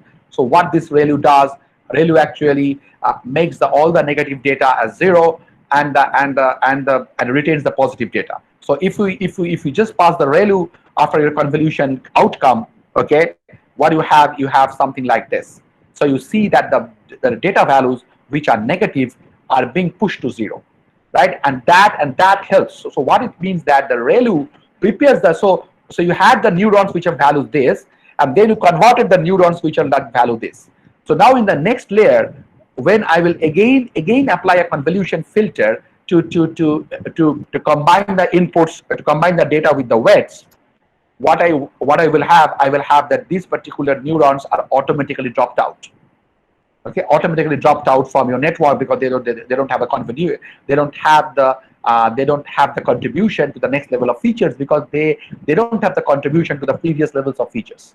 So this ReLU normalization works in a great way to actually pass on the effective value to the next layer, and that's why it's also called whether neuron fires or not. Okay. So the ReLU will also be 3 layers because we have 3 convolution outcomes. We also generate 3 layers, right? So the normal process is that you do convolution, you then do ReLU. ReLU will generate the data to 0 and positive values, and then within the positive values, you take the maximum values in the window, and that generates the pooling, which gives you a very appropriate feature map of the first layer, right? And so this is what is a feature map which has been created, right? Okay, and being operated. So this can go on and go on up to certain layers. Okay, it depends on what level of abstractions you require, right? And it can go on multiple stacking of these layers. At the last layer, we will have a very minimum representation, okay, of your data, right? And then you can just flatten it, right? And so your neurons, which were pretty large in the initial phase, okay, are being actually represented in a okay, that means it's in the feature space. In the feature space, it's been abstracted, and then what will come to a very condensed abstraction of your data, which is represented in this. And once we have this, we can just decide to spread it out or fan it out, which is called a fully flattened layer, flatten it out. So this is a fully flattened layer, and this flattened layer helps you now to develop your classifier. The classifier is also another neural network, which just is a classifier network, right? And what the classifier network does, this classifier networks actually gets trained with the outcome of the various of the outcomes in your from your data, and it tries to understand that what is the score of. So we had 2 patterns, one is X and one is O. So we have 2 classes, one is X and one is O class. So now it tries to estimate on the data that what is the score of X class and what is the score of O class, right? And if it finds that the score of X class for this case, okay, that means is higher compared to the score of O class, it tells that this particular pattern is X, or otherwise it's a O. How it does this, how it do this, okay, how it does this is something like this, okay. So this prediction is done by a softmax layer, right? And what is the softmax layer? So you have a training data, so you know that that means this pattern what I passed is X. So if you know that, you first record the values based on your training data. So suppose your training data at your softmax layer generates these values for the pattern X. Again, I'm repeating. For the training data, it means that you know that this is an X. You pass the data to your network. It evaluated all sorts of features, and ultimately in the softmax layer, it generated this scores. So as you know that this is the score for the X. Now what you do, you sum up these scores. It is 5. I think it is 5. Now how it classifies an unknown data. So now you pass a pattern, okay, just to test whether it detects X properly or not. The softmax layer will have some variations with the ideal ideal training data might be. So the softmax generates a data for that unknown data. Okay, these are the values which comes in the softmax layer. It again adds this data, and then it divides this with this data, and it gets a score of about 0.91. Vis-a-vis, when you pass the value O, then it records these values in the softmax layer for your test data, which is your O, and then it again works out. Okay, so sorry, it will reverse. Sorry, your training data has generated the softmax value for O as 4, right? And then your input image generates this value, right? And you just try to do a cumulative sum of these and divide it with 4. Okay, and you see that actually this is 0.51. Obviously, you have to know that based on your network architecture. See, this is your network. Based on network architecture, okay, the sum what you do in the softmax depends on what values you are taking from here. So the values you are taking from your input that means your flattened network. Okay, the weights you assign to take the value and do the cumulative sum and do the prediction in softmax layer depends on the network what you have defined. So which means that for an X, the values will be taken maybe 0.9, 0.87, 0.96, and then they will be summed. For the case of O, you will sum 0.65, 0.45, maybe 0.23, and all this, right? So the sums are different because the networks the network to get the data for X and the network to get the data for the O are different. So the sums will be different, and so the softmax layer will have a different probability for the input, for this input and this input. And as this input has a higher probability for X, it will be marked as X, right? And so this is a network, and this is a network which also plays in a softmax layer, and it can go on and on. It might not be a single layer perceptron, it may be a multi-layer perceptron, a fully connected network, and that works in the case of softmax. So this is what it looks like as a straight convolution network, and this is a very simple example, which is on the handwritten text, maybe the MNIST data set which you can look into, and this handwritten text has 10 classes, 0 to 9, okay, handwritten digits. This has 0 to 9 classes, and so ultimately using the training data set, you can build up all the filters, all the convolution parameters, and then you can also build this softmax layer at the outcome, and then any input you give, any handwritten text you give, okay, you can classify it using your CNN, right? That means you can put some dropout nodes. Dropout nodes can be done in the form of the activation what you are doing in your filter kernels, or you can do the dropouts also in your fully connected network what you do in the last classifier. So dropouts are nothing but you randomly drop certain nodes, right? And that helps you to reduce the training weight, and also the randomization gives you a generalization of your training. Generalization means that if you have a training data, right, you can follow the training data very accurately, but that is called an overfitting, which means that when you follow the training data very, very rigorously, right, your decisions are exactly based on training data, but your test data will differ a bit from your training data, and that one happens, you will have error in classifying the training data because you have an overfitting, your test data because you have an overfitting. So dropout also generalizes the network in a bit, and it tries to accommodate. It tries to make your training faster, and it also tries to do away with the overfitting problem what you can have a network, right? Again, due to the limitation of time, I cannot explain it in very great way, but maybe in other occasion, another suitable period, I will give this try to explain this in a better way. So any questions until now? So after this, I have only a last part of my discussion, which is just some example networks. then I will finish. So if you have, that means what I will suggest, let's go through the lecture and then at the last we will take the questions, just to reduce the time. Okay? Okay, sir. Okay. There are few questions, but you can continue. Yeah, but I will just continue. I will at the end. I will take the questions. Okay. So so when you go to the CNN design parameters, and specifically, obviously the image what I have shown. Okay, the image is not always a binary or a grayscale image. An image normally is having color channels, and the most common color channels are red, green, and blue. And I have shown here.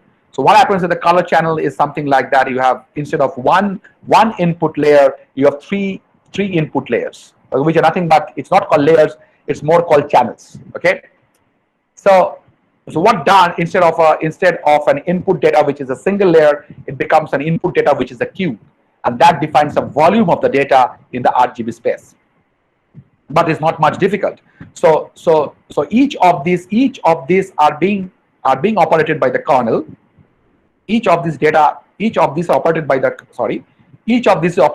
kernel, right? And then what I can have a cumulative effect of the kernels on each of these channels, and that cumulative result is the outcome of a convolution layer on this data cube. So this shows you can have different kernels operating on the different channels also, because that actually gives you a more scope to export that channel independently compared to the other channels. Okay, so that's what it is. So what you do that means, okay, so you do the same convolution, okay, on each of the channels. Your kernels can be a bit different because you are trying to exploit different type of features from different type of channels, but ultimately you can do a cumulative addition, because as there are neurons in the same plane, in the same layer, so their weights are nothing but your kernel weights, and this kernel weights with all the neurons gets accumulated, right? And this accumulation will be a resultant convolution outcome, which can give you a loss property which has been found between the three channels.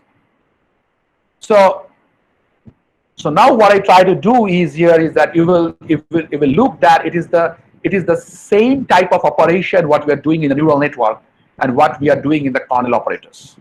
So what we did in a neural in a standard perceptor network is something like that. We multiplied by Wi with the input and with a bias, and this was passed through a particular function G, and then we generate an outcome A. So similarly, here is also the same thing we are doing. So your A, which was your A instead of a one-dimensional input, it's a multi-dimensional input. Like for this case, you can have a 6 cos 3. So image size is 6 cos 6 pixels, and you have 3 channels. So you have a 6 cos 3 input dimension, and your filters are each of 3 cos 3 size, but it is again working on 3 channels. So you will have 3 cos 3 is your weight parameters, right? And this you can and this operation you can pretty well assume that it's nothing but your neural network operation which has been happening, right? And then obviously there's something other. That means this is for one filter. You can have multiple filters, right? As I shown in a toy example, we have 3 filters, so we can have 10 filters. So let us try to assume that what are the number of parameters you have. So the number of parameters what you have is something like this. For each convolution kernel, okay, like for this example, 3 cos 3, you will have 3 cos 3 weights, number of weights, because you have to populate the kernel with the weights. So for this example, you have 3 cos 3, 27 weights, right? And there will be a bias term for each filter, okay, for a filter. So there will be one bias term. So there will be one term which is the 28. So 28 parameters. And if you are doing it for 10 filters, that means in the example I showed 3 filters, but you can do it for n number of filters. As I told, it can be 10, it can be 20, it can be 32, it can be 64, 128. So for each filters, it will be multiplied with the number of filters. So size of the kernel plus a bias multiplied by the number of filters is the number of parameters. Okay, means the parameters means the summation of weight and biases in your network which you need to adjust. But still, this is lower. Compared to a standard multi-layer perceptron. Because in a standard multi-layer perceptron, what do we have to do? Instead of a 3x3 kernel, it will be a kernel of equivalent size. So if your image is 6x6x6, if you remember, your kernel would have been also 6x6x6, right? And that's the dimension which explodes in the case of a multi-layer perceptron model of your neural network. So CNN reduces that number of parameters by actually spatially sparsely connecting the nodes in the spatial domain. Okay. So this is what is actually done. I'm not going into this is a simple example. So suppose we have 32 plus 32 cross 3 image, where 32 plus 32 is the pixel size, is a pixel dimension, and 3 is the number of channels, and you are working on a 28 cross 28 okay, that means image, and that is working on the six filters. So you see that the amount of parameters you have to generate in the case of a normal multi-layer perceptron network, vis-a-vis in the case of a convolution network, it is sparsely connected. This you have to remember, that in the case of convolution network, each of the nodes are not connected to all the weights. Okay, each of the nodes are connected to a subset of weights, right? And that's called the sparse connectivity between your nodes from layer 1 to the layer 2. Okay, so that means, okay, so that sparse connectivity helps you to reduce the number of parameters in the network, and that helps you to convolution layer to learn faster compared to your normal multi-layer perceptron networks. And this is an example. What I try to show you is that these are some of the examples. I'm not discussing details. That means you can just explore my presentation, and you can just try to find that how the number of parameters gets changed, and how they evolve in the standard nets like LINET, AlexNet, and VGGNet. Okay. And so what do you need to learn? You need to learn a number of convolution layer features. So number of convolution layer features means the number of convolution kernels you're using. And the voting weights depends on the size of the kernel. So number of kernels and the size of the kernels are actual your hyperparameters in your convolution layer. And that we all decide in a process called backpropagation, which also due to limitation of time I cannot pass through. Maybe in some other occasion I will try to deliver this in this platform.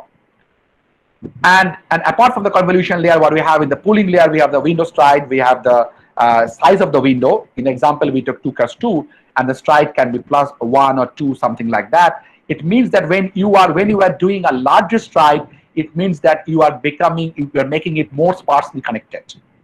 Okay, that's a common convention. And in the fully connected layer, obviously the number of neurons you do in the flattened network, and then the number of neurons you actually add up in the intermediate layers, and that defines your fully connected network, the knobs. So these hyperparameters are called hyperparameters because these are the knobs of your model. These are not the patterns of your data. So by making the hyperparameter knobs well adjusted, you can actually make your model increase your model accuracy, and vis-a-vis you can also decrease the training time of your model. And that's why hyperparameters are so important to know. So this is what is actually we do in the CNN. You actually load the data set.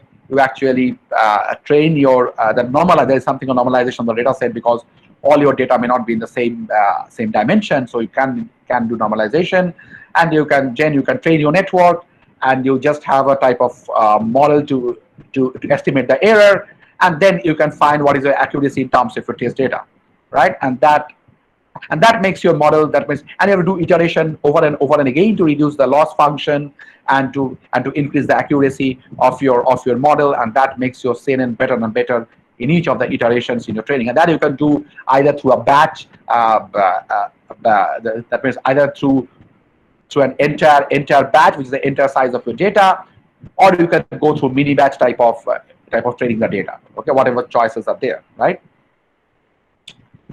And obviously, as I told, that image was my example, but you can also do it for sounds, because sounds data can also be represented in two-dimensional form. It can be represented as a time steps, this is the frequency, and we can also find that which frequencies occur in which time. So this is a two-dimensional data, and you can analyze the sound data in that particular form, right?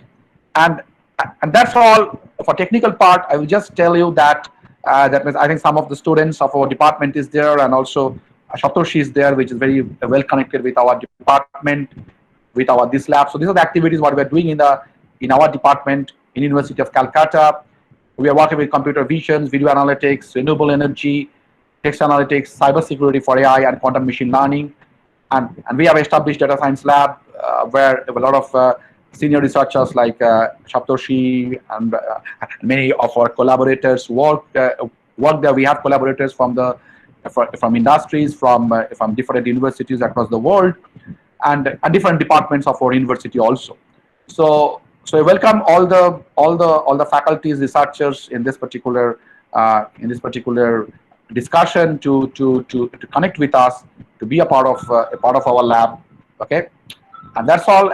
And last but not the least, I will just tell you that this is a conference. That means I'm also one of the founder member of a society data science which is established in Pune, and we have taken a huge effort to bring the conference this time in Kolkata. So go to the website www.icdmi.org. It's there.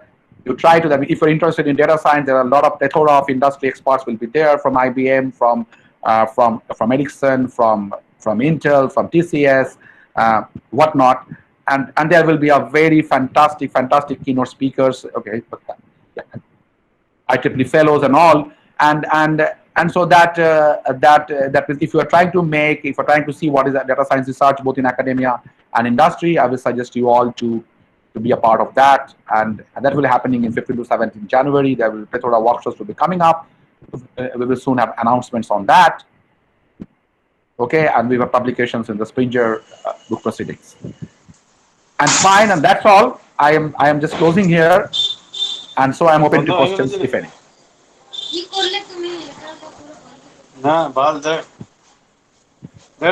So I'm open to questions if any.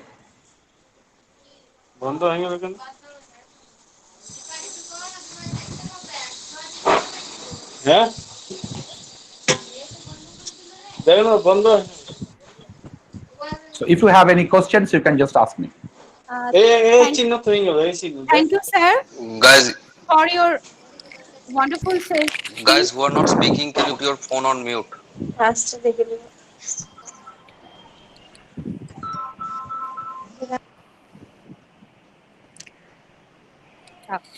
Thank you, sir. Sir, Yeah. sir, how can I implement it practically?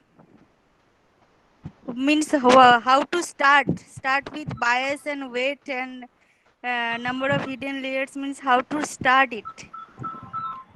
Okay, I can show a brief demonstration. I don't know whether the time permits or not. So Yes, sir. Please show, sir, if okay. time permits. Yeah. Okay, if time Thank you, permits, sir. the organizers, I can just take 2-3 minutes to do that. Or you can Yes, sir, send not it. a problem, Send these. sir. We will Okay, see it later. I will just do it. Don't worry. I will just do it. Let me.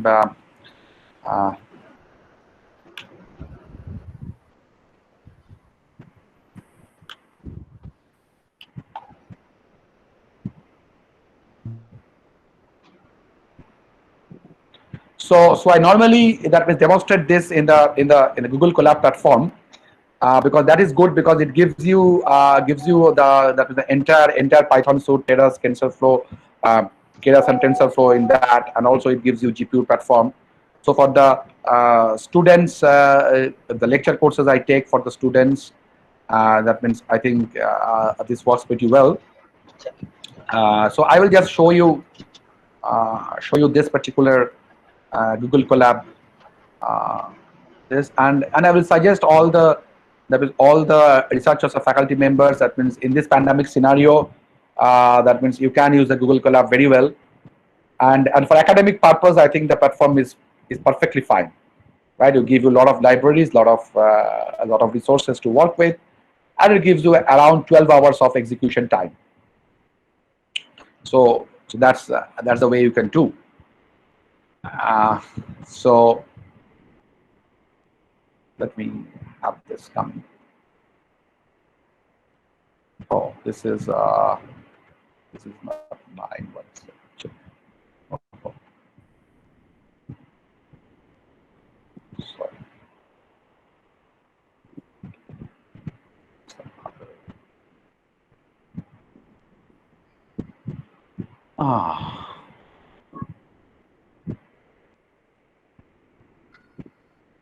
Changed to my other account. Sorry,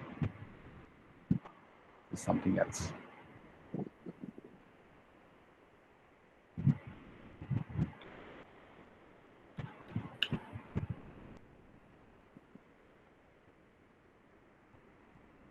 Oh gosh.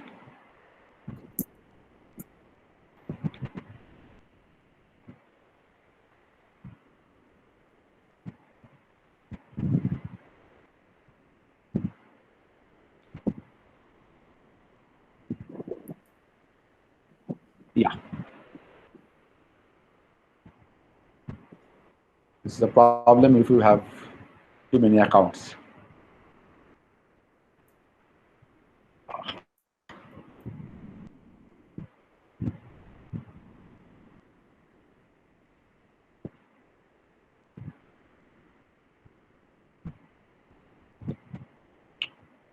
Okay, I can show it from here also, but that's right.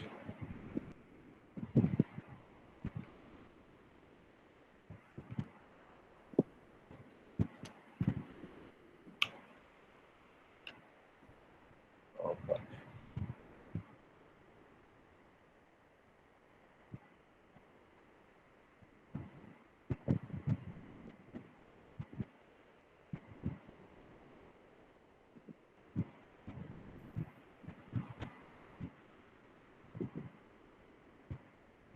Yeah, got it.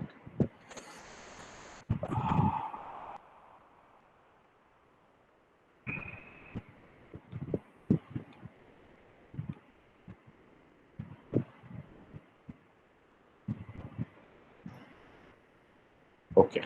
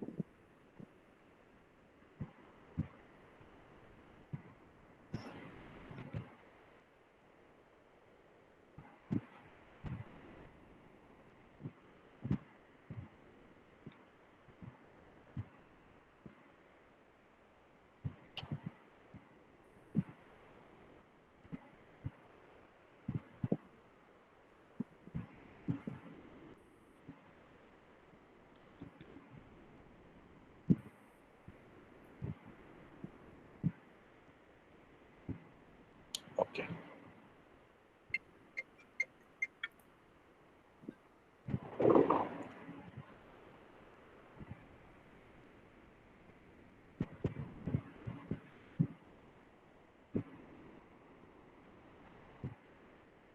Yeah. So what I would try to show is that this is a simple MNIST database.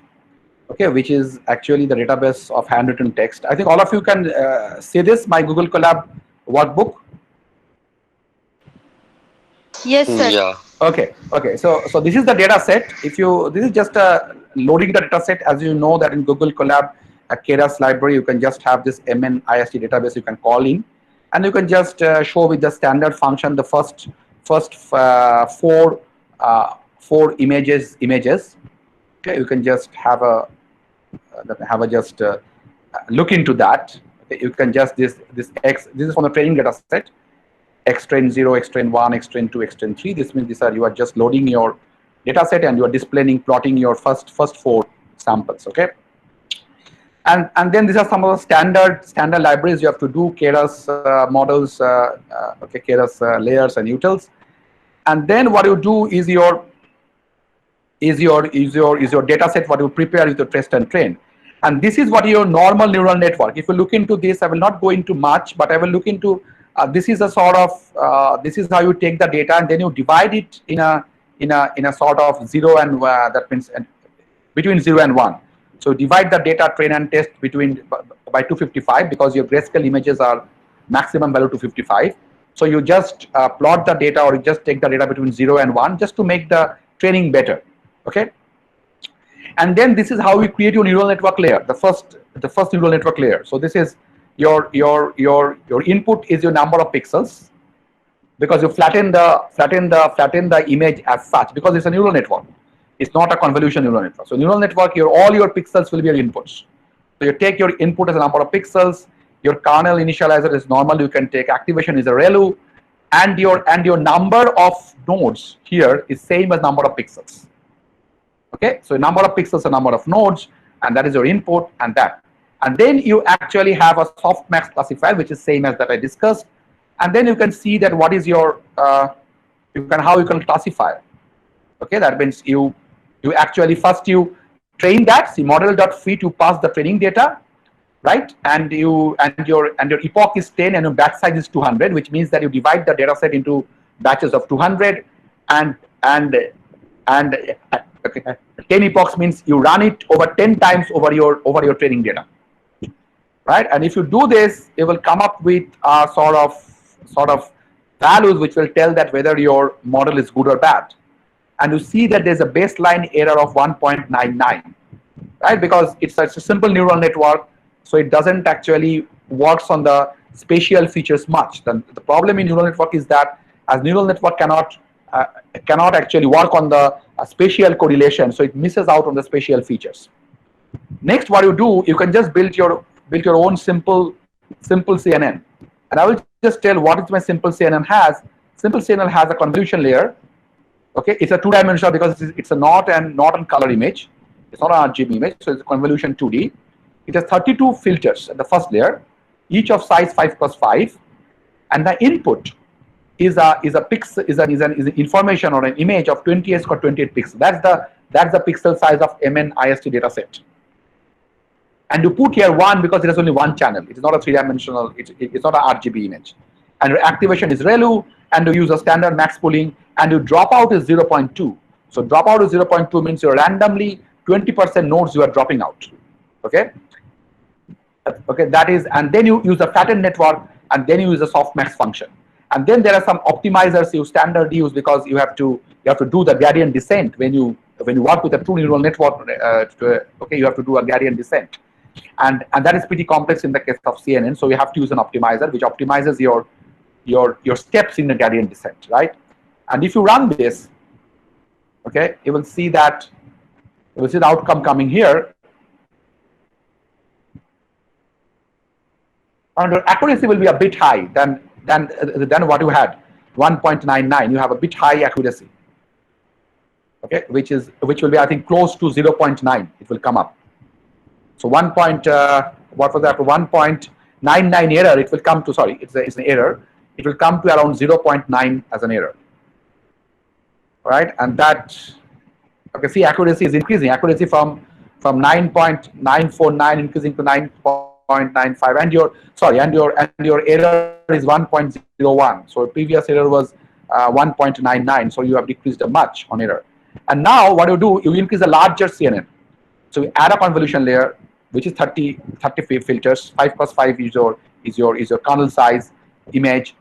You have a max pooling. Again, you add a convolution layer, which is a 15 and 3x3. Again, then you do a dropout. In the case of your, after you flatten, you apply two layers. It's a before you softmax, you apply two layers. One is a dense layer of 128 nodes, and another one is a dense layer of 50 nodes, right? And if you run this, as the network is pretty large, okay, it's not always that a network large means it will do error, but this is just an example where it shows that if you just increase the network dimension, okay, in terms of CNN layer, it will go into the more deeper features. annotation of the features, right? And these annotations helps you to actually that means train your network more efficiently and try to reduce the classification error. So if you see this, you will see that it is reducing. It will be reduced to, I think, something like 0.91. So much. It doesn't reduce much, but still reduced a bit, 1.01 to 0.91, right? And that's the way you can really build up. And that's and this is in Python. This is Google Colab doesn't mean that it's only in Google Colab. It's just a Python. You can use the same script in Python, any Python, and you can try to run your models, right? This is just a preliminary way to show that how you can run your models. You can indeed run your models, but the next step is more interesting, where you need to know that how you can actually tune your models. With the limitation of time, I cannot show that, but obviously I will. That means I will in any next opportunities I can also discuss that with all of you. So that's what a real implementation, what you all requested, and that means I think you will get the pointers how to do that from these examples. Okay, so any further questions? I will be happy to answer a few. Yes, sir, I have one. Sure. Yeah, so I used an LSTM network and a GRU network to predict stock market prices, and I used GRU and LSTM because no, I am not discussing. I'm not discussing those bidirectional network sequence model here, okay, because it is not being discussed. We cannot discuss that means all the aspects of deep network. I will just try to focus on the understanding of a neural network, and from that how you can understand the way the neural network gets modified in the basic deep network. But what we are talking about are called sequence networks, right? Yeah. And I don't think that the other participants here will be interested to that. If you have a question on the specific presentation, what I presented, that will be better for this audience. That I can take it offline. Yeah. So I was just asking that, do we really? I mean, how do we decide how many filters I need for the CNN classification? Okay, so there are two answers of it. One answer is that there are pretty standard networks which are there, BGGNet, okay, your AlexNet, GoogleNet, which actually defines the number of filters you require, right? Now you can first of all try that, and then you see that okay whether there is something more is required. The best on that something more you can just do that, right? You can just add some networks of this. So that is one of the strategies. Other strategies is that you can do scratch. You can just take any number of any. See that means it depends on the features what you try to extract, right? If you try to extract different types of texture features, different types of edge features, right? You have to know what are the filters you need to do, and then you have to work on that, right? Otherwise, you can start with a pretty standard network and then try to figure out that whether the standard network is giving you the enough filters or not. If not, you add filters. If you find that filters are more, suppose in one of our example cases, we find that the filters are not required. So many filters from ResNet, so we reduce the filters, right? And that is what we are trying to do here. Okay. So thank you. Yeah. Sir, this is Bipulan. Sir, there are a few questions from the listeners. Sure. Please go ahead. The question from Shayan Hazra, Pondicherry University, has asked two questions. Mm-hmm. The weight in first layer of the neural network can be self-generated, and the second one is pooling basically downsampling? Right. Perfect. So the pooling layer is downsampling. So downsampling without not losing the feature space information. See, what you are trying to do, you are trying to actually abstract the feature space by a convolution filter, which is nothing but your basic information which is coming from your input, and then you are combining through the weights, and you are trying to find that whether the inputs, whether for that particular filters the features are maximized or minimized. Once they are maximized, then you take the more on the maximization part in the downsampling just to help the next layer to decide. Okay, you don't take the values which are minimize the filter outcome, because that will not be relevant to pass on to the next layer. But what you can do, you can actually use multiple filters in one layer. Maybe that in one particular set of values it maximized, but another particular set of values it minimized. So you see that by my toy example, the 3 filters have maximized and minimized in the same layer differently. So to maximize and minimize in a different layer, it will have different filters. But if you want to pass that the maximized values of all filters needs to be carried out, and we will try to suppress the minimized value, then we do some sort of pooling and ReLU works in that particular process. Okay. Yeah. So Pramod Pal has one question, right? That means I can answer that.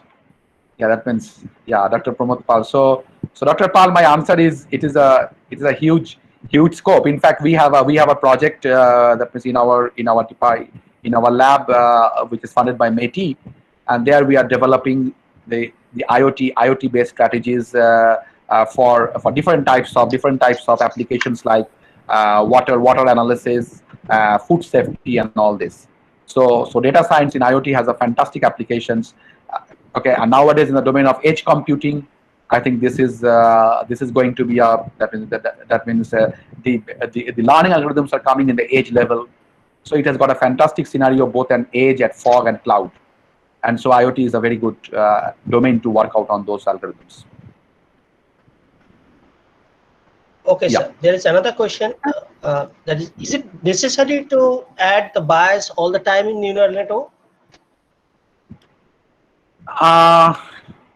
That means if you don't use the bias, it is entirely on your data, right? And see, that means it is the control what you want to do in your training purpose, right? So more control you have in your parameters, and more, that means the parameters in a way you are actually shuffling in the training period, right? So if you reduce the parameters, maybe you might not training that well. Okay, so that's actually why we put the bias, and it helps in a way that it actually directly influences the activation function also. Okay, yeah. So it's not suggested to remove the bias. You can adjust the bias according to a requirement, but it's not suggested to reduce that will make the bias 0.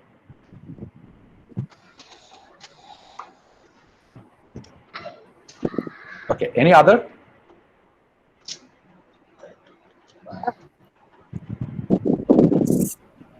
Sir? Yeah. Next question is, in a neural network, if all the weights are initialized with the same value, how it will behave? Oh, okay, there is okay. So we don't actually do that because that will lead to a very uniform analysis, which is not good, because you are working with the inputs as your features, right? So you want to combine the features in a proportionate way. Okay, and that's what's the weight. So now the best way is to start with a random assumption or some heuristic assumptions. There are problems when you don't have weights which are not proper. Either you start with a very that can give you that means a very diminishing gradient, or that can generate a very exploding gradient, which are both are not good when you go for a gradient descent type of phenomenon. So what I suggest is that it is better to start with a random weight, not equal weight, because equal weight is a very hard assumption that you are actually taking all the inputs in the same form, and you are trying to work with that. So better to do a random which gives a distribution which is high and low in pockets, and that might work well. Thank you, sir. So this is the end of our question answer session. I would like to apologize for the not taking any more questions due to the time constraint. I would like to pass the control to Arun Kumar Chakrabarti to continue the session. Thank you.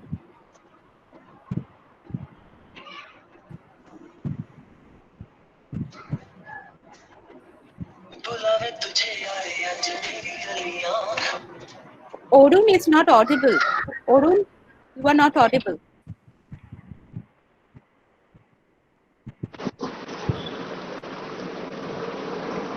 Hello, am I audible? Yes, you're audible now. Okay. Now I would request IQAC coordinator Dr. Shamrat Bhattacharjee to please give the vote of thanks.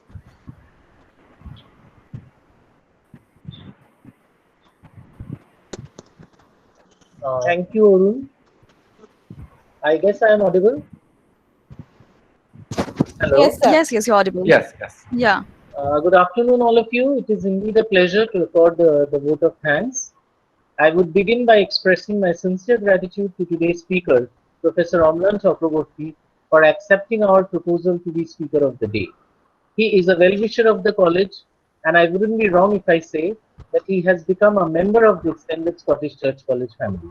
Thank you, sir, for your illuminating lecture, which took us to an interesting world, much of which I am sure will inspire our students to venture on in future.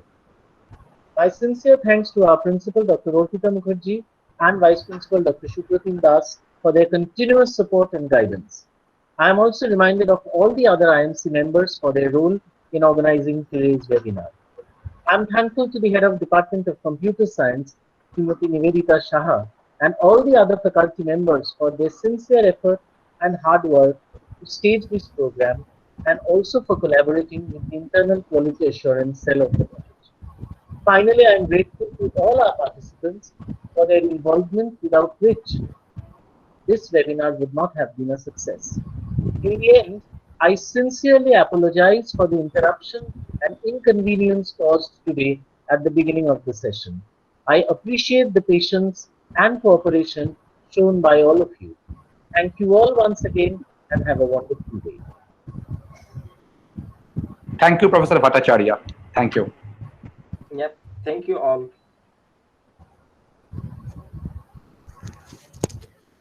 Arun, you are not audible. Am I audible? Yes, you are. Arun, you are not audible. Please on your mic. There are some important announcements for our participants. The feedback link has already been provided to you in the invitation mail, as well as in the chat box section.